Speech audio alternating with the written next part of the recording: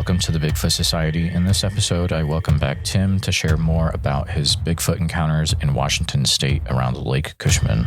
If you've experienced something similar or have more information regarding Bigfoot or other cryptids in the same areas, please reach out immediately to me after this episode. If you've had an encounter and like to be on the show, please contact me at bigfootsociety@gmail.com. And also make sure you check out patreon.com/the Bigfoot Society, where you can become a member and get extra episodes every single week. And now on with the show. All right, Bigfoot Society, we got the privilege of talking to Tim from Washington State. We had talked to him a little bit a few episodes ago. He had called in on our Bigfoot Encounter live show that happens every Saturday night at 8:30 p.m. Central Standard Time. It's fun talking to him for a few minutes then, but he had contacted me after that and he said, hey, I've got a lot more interesting things to share if you're up for it. So, Tim, I'm excited that we were able to get this to happen, and I'm going to go ahead and give it right over to you, sir. Awesome. Thank you, Jeremiah. I love your podcast, and I really appreciate you having me on. So a little background, I'm from the Pacific Northwest. I've lived here all my life, have been camping since I was 2 in the Olympic National Park area, Lake Cushman. I've been backpacking since I was 12. I've known the mountains really well. And for most of my life, I've been skeptical and even dismissive of the idea of Sasquatch being a real thing. because the movies we saw growing up, Harry and the Hendersons, or, it's kind of like it's on the same level as Gremlins or something silly like that. And, the statues, we see wooden statues everywhere in the small towns around the mountains. And it's just kind of, I kept it as a silly story, legends, mythology, until I started having strange experiences. And what's interesting is the first time I've had an experience of something really that sort of knocked that idea off the table was in 2001. And it was actually on and around September 11th, 2001. A friend and I had decided to go backpacking deep in the central Cascade Mountains. I'm talking 10 miles away from a dirt road that's 10 miles away from a highway, a place called Necklace Valley. And Necklace Valley, I mean, you can really throw a dart at the middle of the Cascades, and that's where it is. And we left on September 10th and didn't have cell phones back then, by the way, so we had no contact with the outside world. And so me and my friend Jay, we started down this long valley. It's the Foss River Valley. And as we're hiking along, we just keep getting hit with this putrid, rotting garbage smell that just suddenly hits. And it was the weirdest thing because we're looking around. It's beautiful. There's ferns and moss and huckleberries and cedars and hemlocks. It's just a gorgeous, typical Northwest mountain forest scene. And it goes away. It seems to come and go quickly. It's like we enter a cloud of a dumpster stench. And it was just so strange to me that this was happening. And another thing I'll point out is Jay's 6'4", but kind of hunches, slouches, and he's got really long arms. And I think at the time he might have even had his long hair. And we would joke that he looks like a Sasquatch, but that's beside the point. Or maybe it's not beside the point. Maybe they were checking him out, wondering if he was related to them somehow. But so we hiked this 7 miles of trail along the Foss River, like I said, and we need a break. So we go down to the river where there's a pool, a nice calm pool and a gravel bar. And we take out our packs and we're sitting there and throwing rocks in the water. And we do this thing, which I still love doing. It's you throw a log or a stick in the water, and then you have a little competition to throw rocks at it, see who can hit the log, make it bounce off, skip rocks, stuff like that. And we end up being there for an entire hour throwing rocks into this river because it's just, we're getting competitive, we're having fun, we're laughing. And after about an hour, from the dense brush across the pool from us comes a rock. I'd say golf ball sized rock, straight out from like dense salmonberry, salal, little hemlock trees, a really dense, brushy spot. And we stop, we look at each other, we say, hello, and there's no answer. You expect like it's another hiker or something. We had not seen any other hikers on this day, by the way. It was a Monday. We had the trail to ourselves. So we don't say a word. We just grab our backpacks, throw them on, and we book up the trail. And this is the beginning of the steeper climb to Necklace Valley. And, it was over 20 years ago. I don't remember all the conversation, but I think he might have said, do you think that was a Sasquatch, And we kind of, I don't know, man. My conclusion was, quote unquote, there's creepy things out in the woods. And I didn't think Harry and the Henderson, Sasquatch, whatever, Patterson, Gimli, any of that. I just thought it's a creepy thing, just something creepy out there. So we get to camp, and I can't be certain that this happened on the same trip, but we heard this owl call it sounded like an 800-pound man imitating an owl, and coming from ground level in the dark trees as we're kind of walking around at night around camp. So that was another thing that just, there's creepy things out here. And then brushing it off and not thinking about it. And what is interesting about this trip is, like I said, we didn't have cell phones. The next morning was September 11th, 2001. And we spent the day hiking around these beautiful blue skies, just having a typical backpacking trip. We explored Necklace Valley, which is, Opal Lake, Jade Lake, Locket Lake. It's named for its beautiful little multicolored lakes. And at night, we got back to camp, and we hadn't noticed that there had been no planes in the air all day and into the night. But we had noticed how quiet and isolated we felt out there. And what's strange is we're sitting around our little fire at one of the little lakes, and Jay said, wow, we're so far out here. Wouldn't it be crazy if there was some kind of apocalypse that happened when we're out here and we didn't even know about it? And we kind of ha, yeah.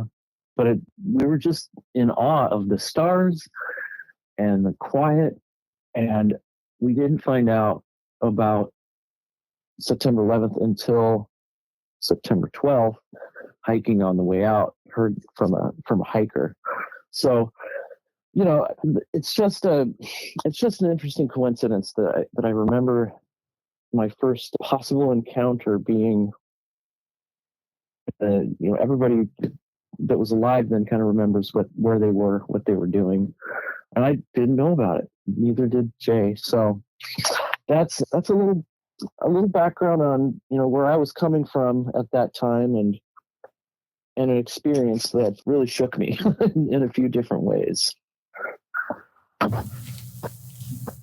There's a lot of really interesting things in that. And it does sound like it was super remote as well. You had mentioned huckleberries, which is kind of interesting. They were ripe at the time. A lot of huckleberries in that area?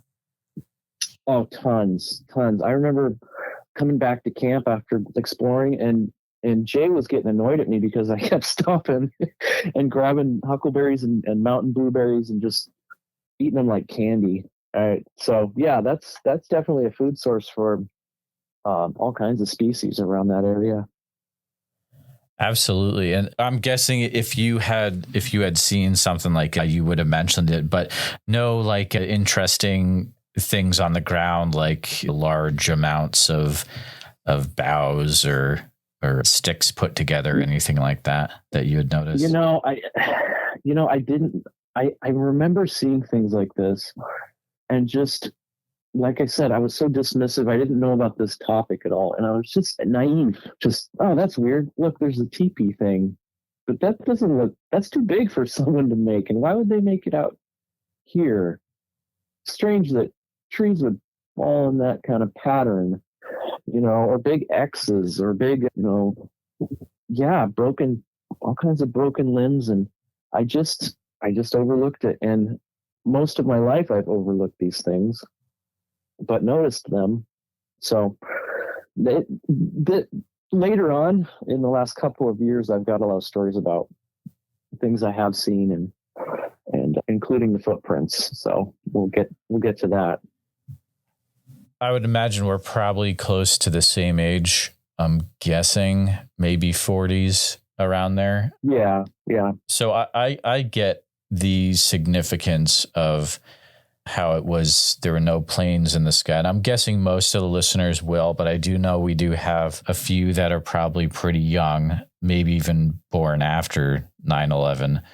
And the reason it was so quiet that morning is because, when 9/11 happened and afterwards, all the planes were grounded and made to return to airports, which would be why he did not notice any planes in the sky at that time. But just it's an interesting time frame, and not to digress too much, but I mean, I would have been 15 or 16. I remember exactly what I was doing. I was in the cafeteria. So it's crazy, but yeah, wild time for sure. But an interesting first foray for you into the kind of the weird world of, what's going on here. And definitely continue with what else that you've experienced over the years. Sure. Later on, I mean, I'm skipping way ahead because, like I said, when you're so clueless and you don't know what to look for, it's really easy to overlook things. So I really didn't notice much out in my hikes and travels and backpacking trips and camping trips until kind of a shocker in July of 2016. A girlfriend at the time and we drove a dirt road that goes way above Lake Cushman, and it borders exactly on the line of Olympic National Park. And we decided to camp in this beautiful spot, and it's above the staircase area of Olympic National Park, which we've since heard reports come out of that area, and we're pretty high up overlooking the valley where the Skokomish River and staircase is located. And we found this just beautiful camp spot, kind of nestled in some trees overlooking the valley. There's lush moss, lichens, and ferns, and it just felt like heaven. I mean, it's sometimes there's a place and a time on this planet when you just, I made it to heaven. It doesn't get better than this. So we kind of wandered around. There's only game trails. We followed some game trails to some really giant mossy boulders. There was a pond nestled in these boulders on the top of the cliffs, which is just a really cool thought. I mean, here's a water source for animals. Here's, the watering hole. And so we're just having a wonderful time. We're totally solitude. There's no people around. One car passed once. It's a weekday again, and drove way far from us. So there was no people, no campers, no cars. Early evening, I start gathering some wood, and I go to light a fire. And keep in mind, there's no wind. It's a calm summer evening, and I light the fire, and it's kind of a big, billowing smoke comes out. And what happened was, the second the smoke billowed over the edge into the valley, a big tree goes crack, just obviously being pushed over. The second the smoke travels over the edge of, and I mean, I've never been so startled by something in the forest. And immediately through my head, I'm like, okay, there's no people out here. Okay, what intelligence did that, because that was an intelligence that pushed that tree over. It was an intention. It was an intentional act. It wasn't a coincidence, because again, no wind, and the second the smoke went over the edge, that big tree crashed down. And I kind of ran over, looked around, nothing there. Again, I didn't know what to look for. Just this phenomenon happened. And, I started talking to my girlfriend, like, what is that? Is that, could that be like a Sasquatch? My brother would probably think that's a Sasquatch. And she goes into, yeah, I have friends that say that it's an interdimensional being. And I'm like, what? Back up a second.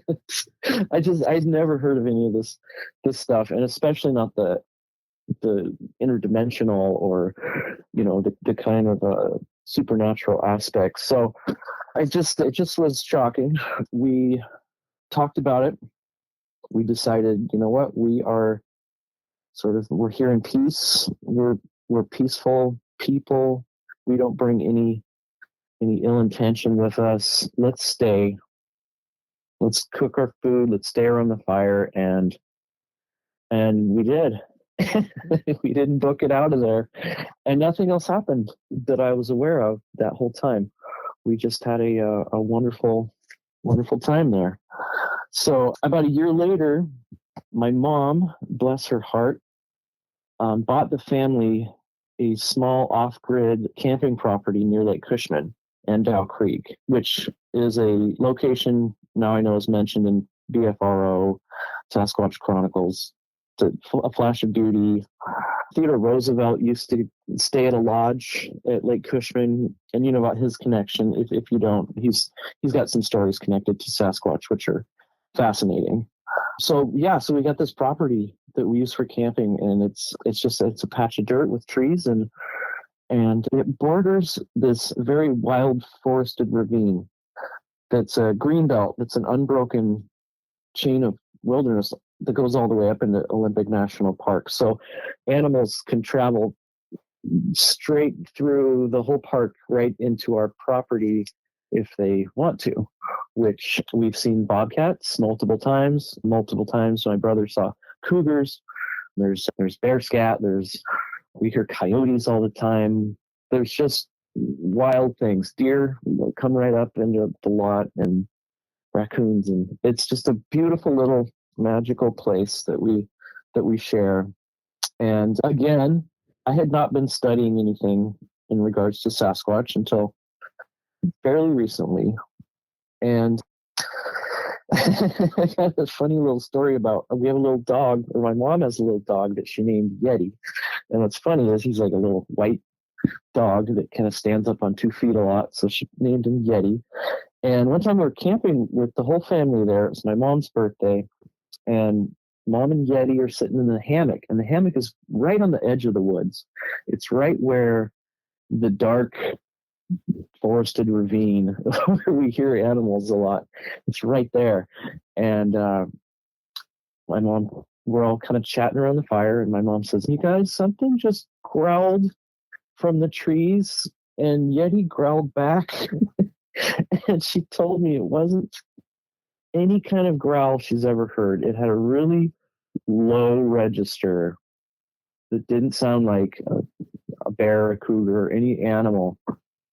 And this is at a point where we were still laughing about this stuff and joking about it. And so everyone brushed it off. And then some interesting things started happening. We started hearing howls, and even these deep, faraway roaring sounds. And they're long, deep roars that sound like, a cross between an elephant and a lion.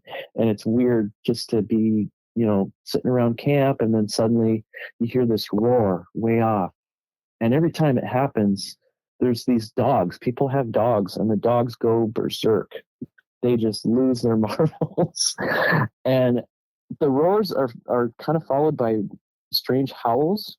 We've heard this a siren howl, which my girlfriend thought was a siren starting up. And you can look that up. I'm not going to try to repeat what it sounds like, but the siren howl is really alarming because there's not an animal that does that. So a couple years later, we're just enjoying the place. 2022, my lady and I, we go hiking at Staircase, which, it's not far from where we're camping. We go there all the time from our property to Staircase. And it's an ancient forest along the Snoqualmie River Valley. The trees are as big as houses, literally, just humongous ancient cedars, ancient hemlocks, spruce, fir, gorgeous valley. And it's a beautiful day. We're doing a little hike along, and we want to look for a little picnic spot. So I start kind of going off trail, and I don't recommend doing this at Olympic National Park because of what happened.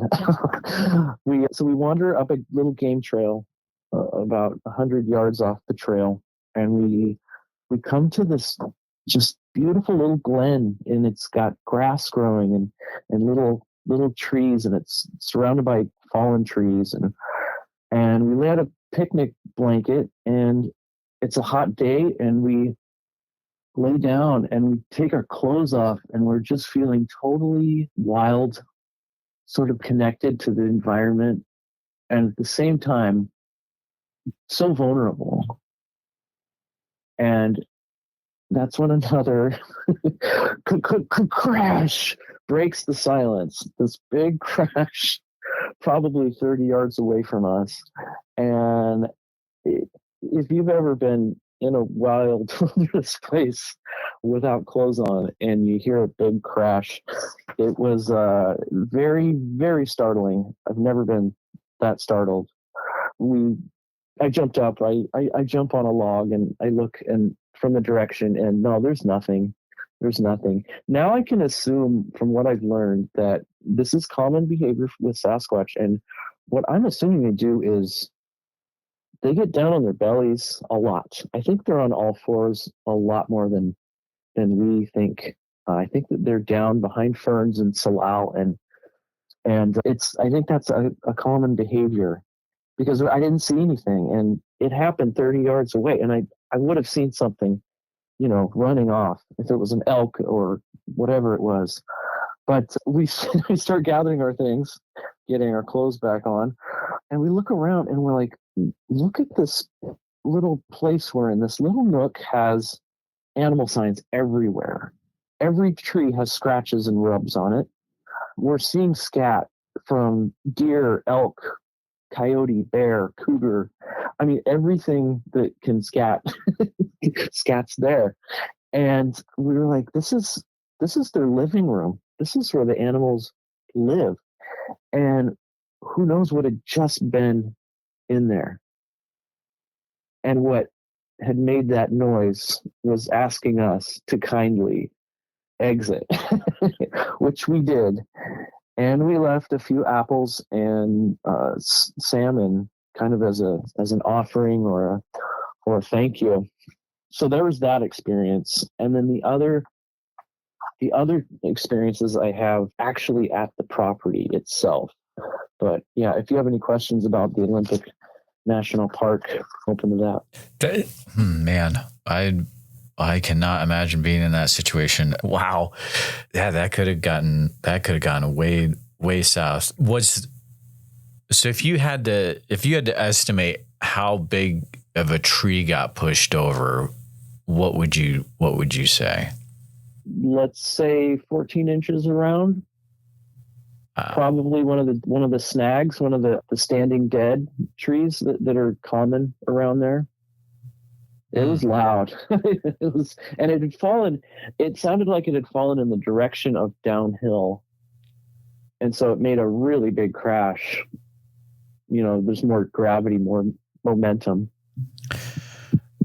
But you weren't able to see you probably weren't able to see if it was pushed towards you guys or away from you guys. It sounded like you just heard it get pushed, right? Yeah. Yeah, it's a pretty steep landscape and dense, and I got the message, and I didn't go snoop around. The message both of those times was very clear. Be aware, be very aware. Oh, I agree. I mean, I have experienced that once in Iowa, and I was very new. It was my first time out, and it's like I freaked out. I was like, why are there fireworks being set off? I mean, it's that loud, and I'm guessing yours was a way bigger tree too. Yeah, it was a big tree. It was an experience, a very shocking experience. How did your girlfriend react to the tree being pushed over? Well, kind of, it's strange. Both times we're kind of like, well, we come in peace. We're going to quietly go in peace. Not a lot of story around it. At the time, I hadn't yet looked into this really, but these experiences were the thing that set me to look into the phenomenon and really dive deep and start cutting away at some of the skepticism that I have. So yeah. Absolutely. What other sounds did you hear in the part of the forest you were in? Yeah, wood knocks. And okay. it's just, I mean, it was just something I thought, oh, that's just the sound that the woods makes. A real just a baseball bat against a tree. At the time, I just thought, oh, that's just some things in the woods. Naive me. Just, yeah, there's stuff out here. So you were hearing wood knocks when you were in that glen? Far away. Okay. Mm-hmm. Wow. And then little pops too, little pops. Yeah. Which we heard at the property during this next round. Do you remember the knocks that you would hear? Was there a pattern to them? Were there multiples, single, anything weird like that? No, one, and then a pause. And then minutes later, another. So. Ooh. Very interesting. Probably a very good idea to leave the apple and the salmon as a gift as well. Yeah, we felt it. We felt it strongly. I mean, there was a presence that, if I was more of a supernatural minded person, I would say that there were spirits in this little glen.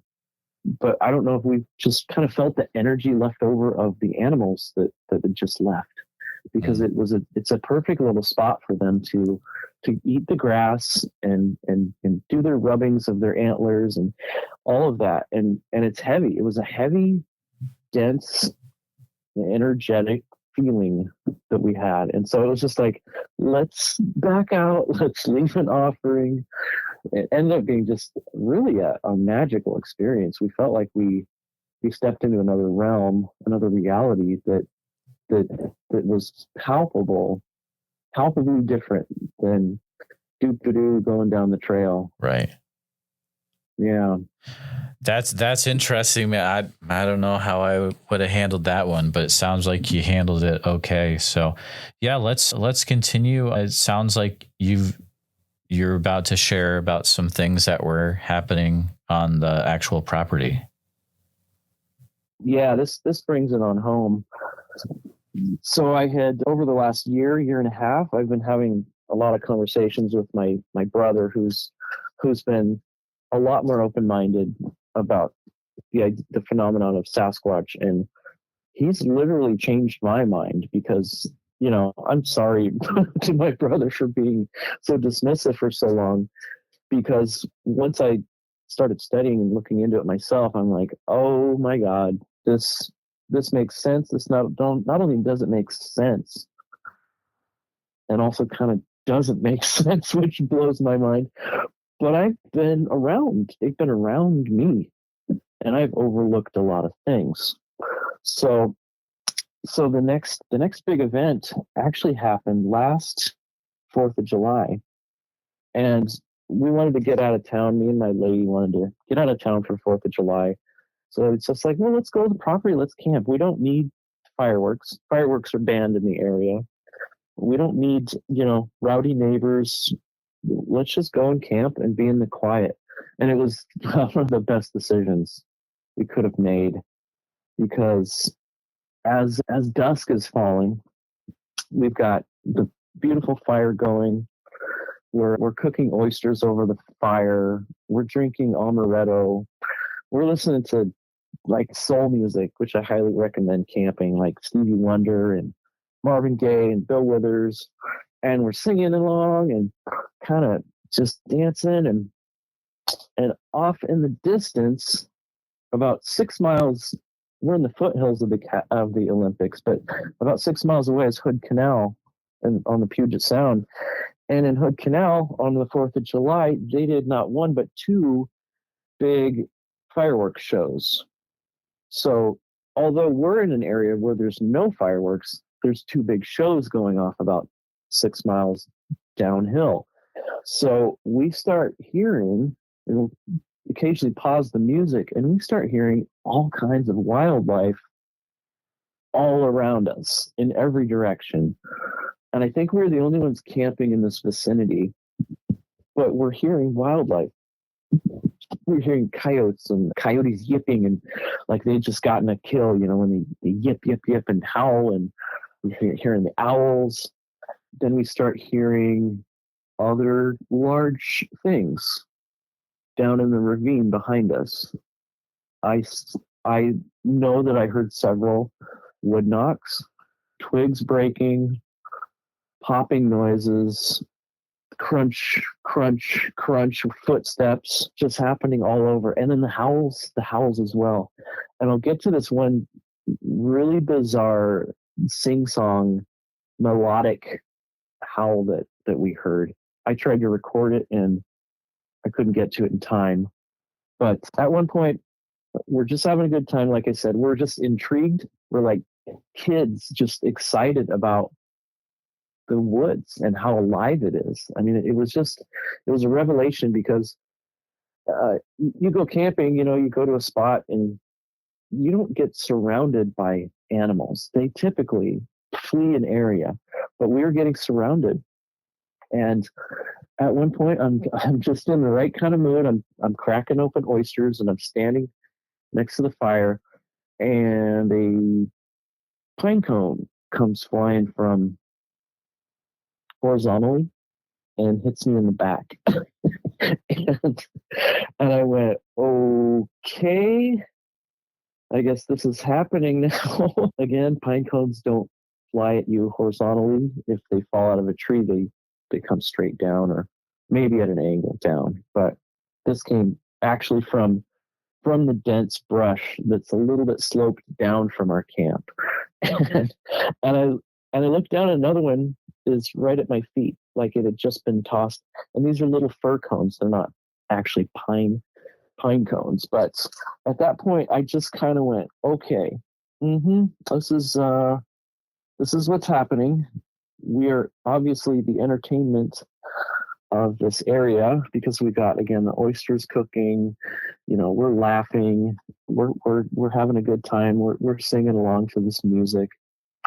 And so my thought is, this fireworks show, it pushed elk, deer, rabbits, everything that's an animal is scared of these fireworks. So they're coming up the foothills and into our little valley, our little creek valley, which is, near Dow Creek. And just an awesome experience. And in my head, I'm just tipsy enough to go, yeah, cool. There's like little juvenile Sasquatch that are finding us entertaining while they're, hunting all the raccoons and whatever else they're feasting on tonight. So it was a cool experience. I really wasn't scared, because the lady I'm with is so cool. we haven't been actually frightened by this presence. We figure, we're doing something that's enjoyable to see and smell and hopefully not taste. But that night, I hear this weird sing-song howl from about 100 feet from camp in the woods. And I'm going to try to remember how it went, but it was like a song. It was like,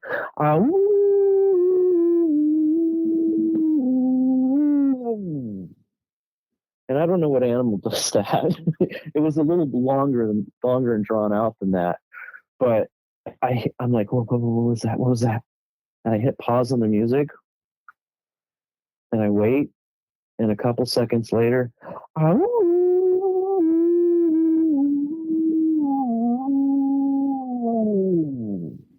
it's closer. It's closer. It's about 50 yards or 50 feet, or it feels like it's closer than the first sing-song howl. So that was just incredible. If anybody knows what animal that could be, I'm not 100% going to say, hey, that was a Sasquatch, but it makes sense that it would be the same thing that threw a pine cone at Tim. So that was the experience last year that has sort of continued every time we go out there to go camping. It's these strange noises we hear. And because, again, I was kind of, still skeptical, studying the subject, but I don't want to jump to conclusions, because that's not science to jump to conclusions. But it's not scientific to ignore data either, and to not examine data. So the next morning after the 4th of July, it's July 5th, we're cooking breakfast, and we hear this roar. And we look at each other, and the roar it sounds to be about half a mile away, but it's so loud that it's echoing in the valley. And this is up Dow Creek. Again, people can look into Dow Creek. It's multiple accounts of it. But the roar was amazing. Again, we're not totally conclusive about what it is, but things are starting to stack up and make sense. We did a little trek up Dow Creek, well, down it, actually, following game trails, just for fun and to just enjoy the experience of exploring. And this is the next morning after wild 4th of July. And we see fresh piles of bear scat. I mean, the piles, what it looks like. We're seeing elk and deer, the little, cocoa puffs or whatever. And then we come across what I didn't know at the time, but now I know, fits the description of Sasquatch doo-doo. And it has kind of the consistency of a human scat, but it's the thickness of a Coke can. And I went, what left that? And it's clearly not a bear, because we've seen the bear recently, and it's black, it's full of seeds, they've eaten a lot of berries, and it's just like a black mound. And this is a Coke can. And I'm actually able to poke a stick into it and picked it up, and it was that firm. It was staying on the stick. Sorry if this is like a not table manner description of this stuff, but I'm now looking at the science of it, and it's really interesting. That same trek into that little valley, the little Dow Creek area, first she heard a crash and then a splash, and then I looked over, and going up this log was a small brownish gray quadruped animal, which I'm just going to assume was a bobcat. And it was a really cool experience. It wasn't like a Sasquatch per se, but a bobcat's a pretty cool thing to see when you're in the middle of the woods, and not far from where you're camping. So that kind of leads to what happened last month. But if you have any questions about, yeah, I do have a few questions about 4th of July. Definitely. What were you guys cooking for breakfast on the 5th? Do you remember? Let's see, kind of greens and eggs and probably some black beans. Kind of a maybe it could have been one of my famous quesadillas as well. Okay, cool. Mm-hmm.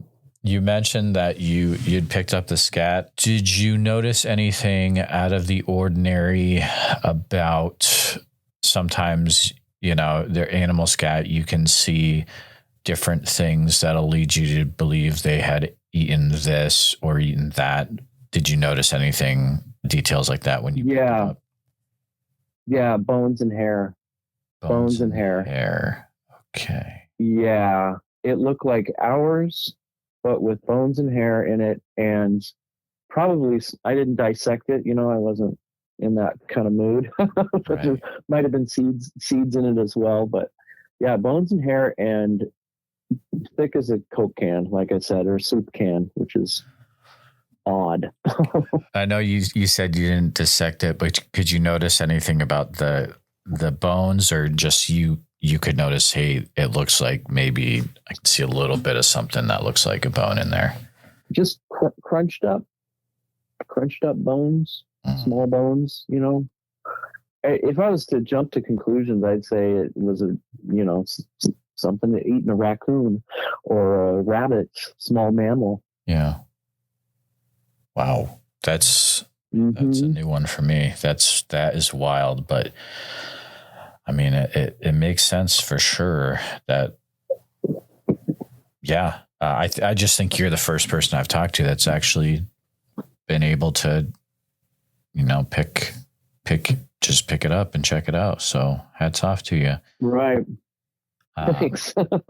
We're already there, so we'll just keep going. Was there a interesting smell to it at all? I didn't examine it that far. Okay. The forest was just so fragrant at that time because, it's July, it's a warm day, and this is a dense kind of rainforest creek valley. And so the fragrances of the soil and the moss and everything was just kind of wafting up into the air. It's really a lovely, lovely place. Gotcha. So you said, and you kind of alluded to it. So every time you guys go to this property you're experiencing these weird sounds or something similar, it sounds like. Yeah, definitely. And what's interesting is, not everything sets off the dogs, but there's these dogs that when they hear these howls, they just go berserk, like uncontrollable barking, reactive, not just like territorial dogs, but dogs that are flipping out.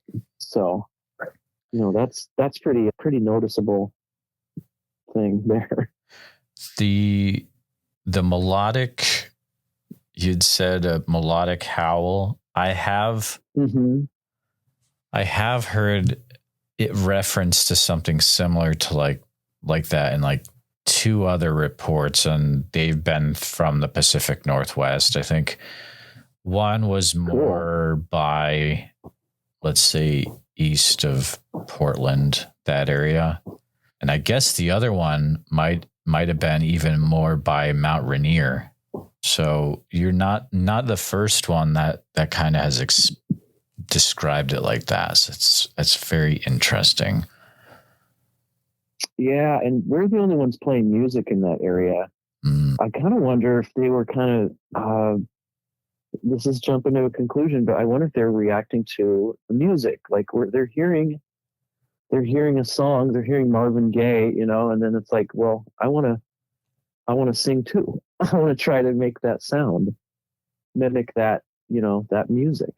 Well, exactly. And, there have been people that have reported other sounds in the woods that should not be there, that kind of lead to perhaps there's other mimicry going on. For example, they say, hey, I hear a zipper being unzipped. Well, there's no zippers around here. Or I hear a metallic car door being slammed. There's no car doors or cars where I'm at out here in the woods. That doesn't make sense. So I don't think it's out of the question to maybe go down that trail of thought that you were thinking, but it's interesting to think about for sure. Something I might recommend if you're up for it is, you can pick up a audio recorder for not that much, maybe you could probably get one for around like 70, 80, probably even less. But what the Olympic Project recommends to do is to have that sound recorder going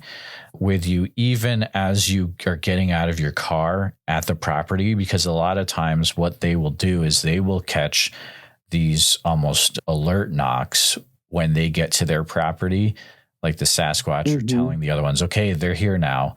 And a lot of the sounds they get sometimes are when they actually just drive and, they catch them as they're leaving their cars. So that might be something interesting to look into if you're game for it. So for sure. Yeah, I'll see if my brother's into that too, because he's the one that's been studying this a lot longer than me. And anyway, yeah, could be really cool. And I would definitely send you audio samples if we find anything, or we awesome. Get to record anything. Absolutely. Yeah. And so even after all this, you are still having other things that are going on, correct? Yes, the confirmation that we got last month. Would you like me to go into that a little bit? Absolutely, yeah, absolutely. Okay, so I can't remember which day it was, but it was a weekday last month, and again, just hey, we got an opportunity to go up for a couple nights in camp, and it was just me and my lady, and we did the typical thing, packed everything, brought a bunch of good firewood, unloaded the firewood. Oh no, wait, back up a second. Didn't know there'd be 4 to 5 inches of snow on the ground at the property and all the forest around us. Basically, the roads were clear, but we had inches of snow all over anywhere that's not a road. And that was a fun surprise because we hadn't been there before and seen what it even looks like with the snow on the ground. We got an outdoor kitchen and a little outdoor wash station and the fire pit and the hammock, and everything just was covered in snow, and it was really special and unique. And we unload, we have a snack, we kind of get situated, and I thought, you know what? Let's go down in the ravine and see what's been walking around down there. So I know we're going to find something because there's game trails down there. And I'll note very firstly that we didn't see any human tracks, any boot tracks, any, bicycle tires, anything human. We didn't see evidence of that had been down in this valley since it snowed. So we go down this steep incline and we get to the first game trail, and there's tracks. There are tracks of everything, and they're dense. They're dense tracks. We immediately see the deer because the deer had even been around us, later on that day. We're seeing bear prints, which, I kind of know how to measure that with my hand. Possible bobcat. They look like cat prints, but a little bigger. And then we start seeing these other prints that look like human fists, like big human fists. And I'm like, okay, let's follow these for a ways. And we follow them, and it looks like something human-like that's on all fours and maybe jogging through the snow. And we go a little ways, and we go off. It starts going off into some denser brush, some devil's club, which don't ever touch this stuff. It's really painful, and old ferns and it's just it's a like a rainforest environment, but imagine it covered in snow. And we finally get to a big footprint, literally a big footprint. And it's shaped like a human foot, but it is about 15 inches long. And I go, oh, look at this. And I bring her over, and we're looking at it, and I go, this can only be one thing. And I look a little closer, and inside this big 15-inch print is about a 9-inch smaller footprint. And it's clearly human-like. The way that there's a big toe, and then it descends to the smaller toes, at an angle. and then you've got the ball of the foot, and then you've got the heel is a perfectly round symmetrical heel, and in between the ball and the heel is this hourglass shape where now I know it's called the mid-tarsal break, and it's a joint, I guess that's the best way to describe it, is a joint mid-foot. So the foot is sort of like ours, but also sort of like an orangutan. It's got that joint for, orangutans use it for transportation, climbing, whatever. And I'm like, the more I'm looking at it, the more it's getting clear to me. Like, this is definitely a Sasquatch, two Sasquatch tracks. And I'm calling it the mother and child prints because it's just so cute to, not cute, but it looks like a story is being told where the child is stepping into the mom's footprints. There's just something really amazing I can't put to words about finding this and knowing that, yes, what we've been hearing, what we've been experiencing is real, and it's there. It's not always there, but maybe it migrates. Maybe they migrate through there. So that was confirmation for me. And the real confirmation was not just seeing it, not just photographing it, but putting my hand, touching the print, feeling the contours of it, and knowing that there's no way that's a bear. There's no way that's any other mammal. And there's no way it's a human, because there's no boot prints anywhere around. The people around there are, there's a few homes nearby, and they're not out in the woods. They're a couple of retired people probably, just kind of live a quiet life in their home, and they don't go out into these forested ravines. I don't think people typically do around there, but we did, and we found that evidence. And there's not a shred of doubt in my mind about that it was what it was. And getting that confirmation helped me to backtrack to previous experiences and go, okay, yeah, that's what that was. That's what that was. That's what that was. And of course, I keep an edge of skepticism because that's healthy and that's scientific. But they're real. I don't have a doubt that there's something real that can leave multiple footprints like that. And so that's where I'm at now. I'll add this.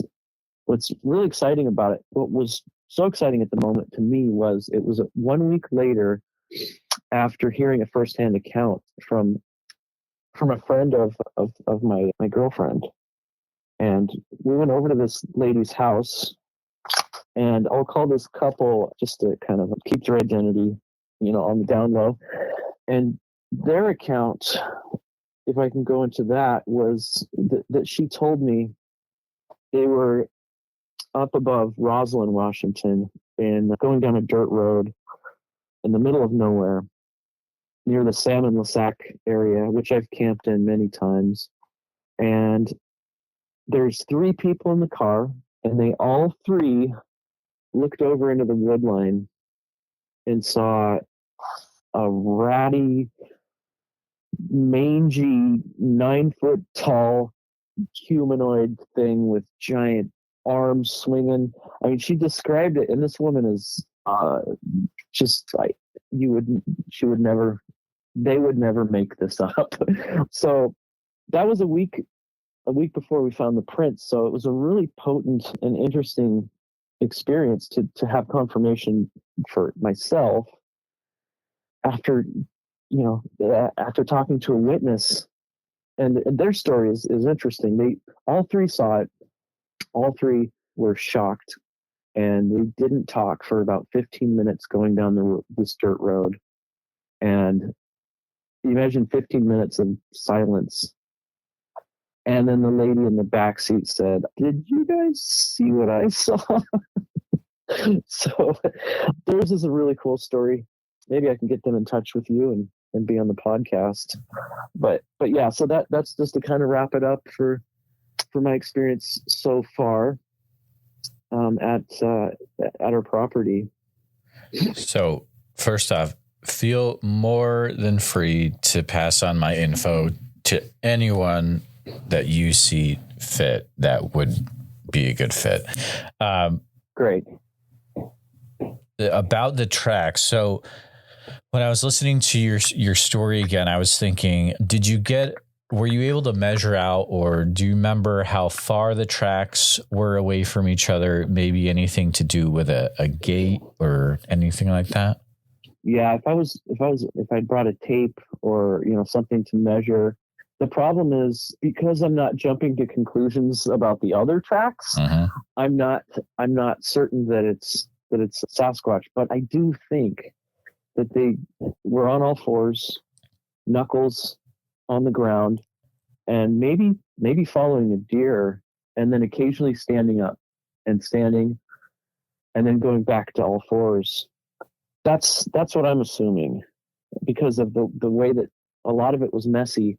And then amongst the messiness, you occasionally see this perfect humanoid track in the snow. And so I got photos of 2 really good ones, and then 4 or 5 messy ones.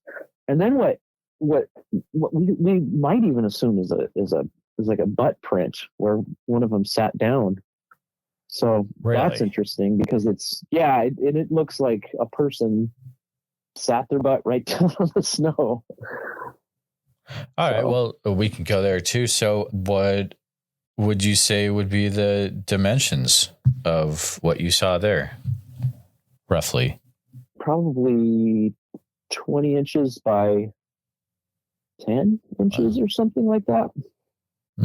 We know there's a small one there. I mean, there's a smaller one and a large one. Right. So, and that's just what I'm assuming based on. I can definitely say there's a large adult and a small child or juvenile, or whatever you want to call it. So there might have been more. Oh boy, we stopped following the tracks as they went into like some denser brush, because it just was like, okay, it's solemnly quiet in this valley. We're the only people down here. Nobody knows we're down here.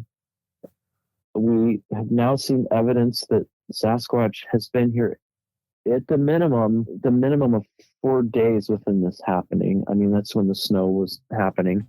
So let's go ahead and enjoy what we just experienced and make our way back to camp. Absolutely. And of course, later that night, I hear twigs breaking, and it's like, gulp. Have you started asking around to see if you can talk to any other people that have had sightings or weird things happening around the Dow Creek or Lake Cushman area yourself? That's the next step for me. Yep. Next time I go out there is a small country store. It's kind of the hitch and post where people can kind of catch up and meet and things like that. There's a really great guy that owns the store and makes great sandwiches, by the way. My brothers talked to him a little bit. My brothers talked to some people outside of the store. It's just kind of that country store dynamic where an old man sitting out there smoking a pipe. And so, yeah, I'll pursue that, because I have photos, and having the photos is just, it's so much better than going up to someone and saying, "Hey, I heard a Sasquatch last night." It's like, no, hey, look at this photo that I took. And yeah, exactly. When you can start to show some evidence, or, if you get audio evidence in the future, you can play that. I mean, yeah, it does give a lot of credence to it, but sometimes you even have to, you say, "Hey, in this area, have you ever heard anything that kind of sounds like a melodic howl?" Or, I mean, you'd be surprised, even stuff like that that can set people off as well. But I think you're on the right track talking to that gentleman who owns that like small country store. That's where all the info is going to be for sure. Right.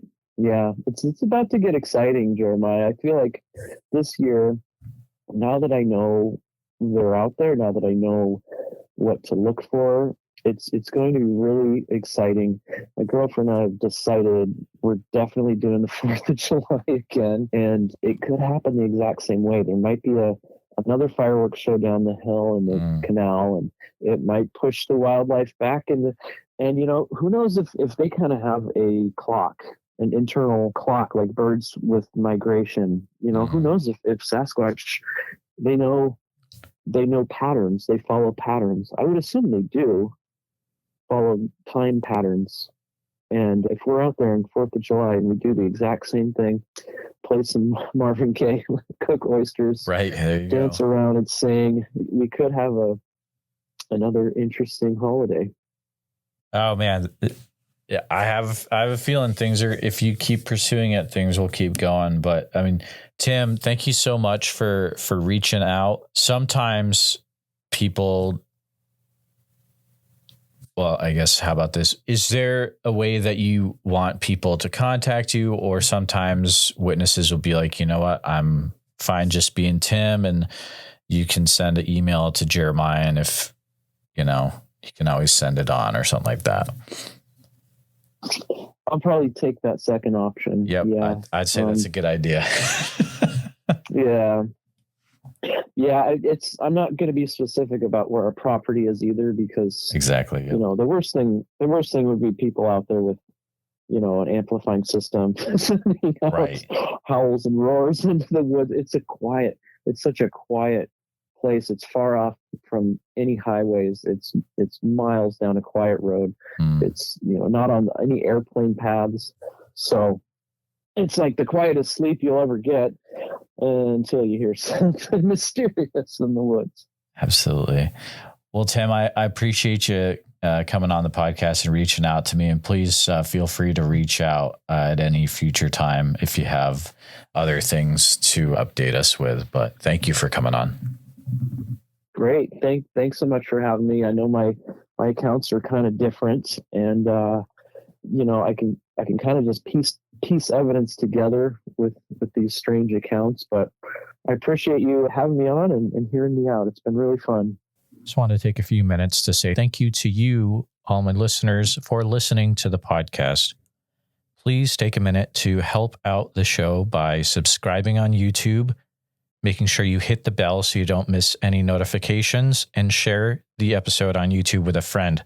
Also, if you're listening to us on a podcast, thank you so much. Make sure that you're subscribed, share the show with a friend.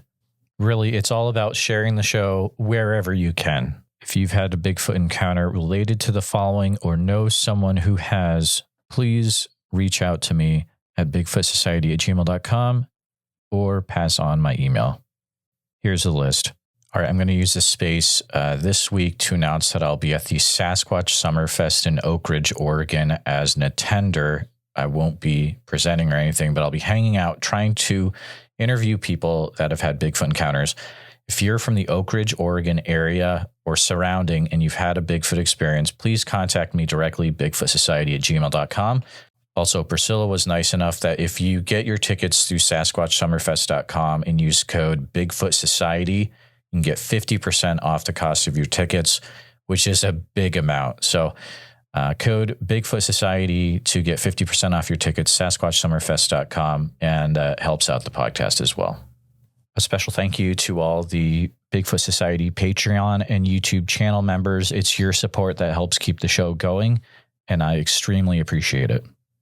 One more thing. Okay, here's the deal. So we're at the point, guys, where there's no stopping us. We are going to full-time podcast no matter what, but I need your help to get there. I figured it out, and we need approximately 700 more people in the Patreon in order to reach our goal of going full-time, actually able to go to places, people that have been having Bigfoot activity, interview them face to face, check it out for myself, all that good stuff. If you guys can, guys, this is the time. If you can at any time become a supporting member of the Bigfoot Society, go to patreon.com/the Bigfoot Society. I would appreciate it. It's going to help us get to the next level, pretty much the final level. You guys are amazing for listening. If you can't become a supporting member, please share this episode everywhere you can. Share it with anyone who's into Bigfoot encounters. And that means a world to me as well. Thank you all for listening, and we'll see you next time.